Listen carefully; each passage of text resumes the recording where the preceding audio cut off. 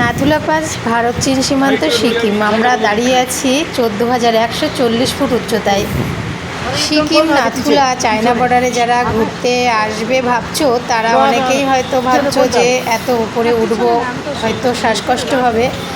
আমি বলবো কোনো কষ্টই হবে না, সবটাই মানুষ বেশিটাই প্যানিক করে। যেমন ঠান্ডা তেমন বৃষ্টি, তবে হ্যাঁ শীতের পোশাক আর ছাতা কিন্তু অবশ্যই আনতে হবে।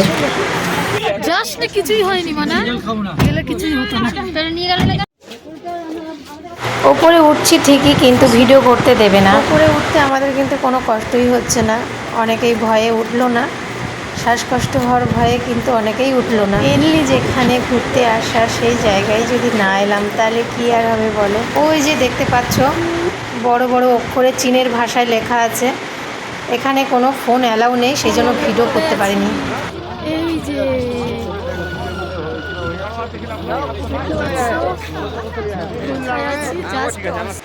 বৃষ্টিতে মাথা পুরো ভিজে গেছে, চুলের অবস্থা দেখো কি হয়েছে। আমার তো বেশ মজা লাগছে। কি কি ছাতা এই যে সোনাই, আর এই যে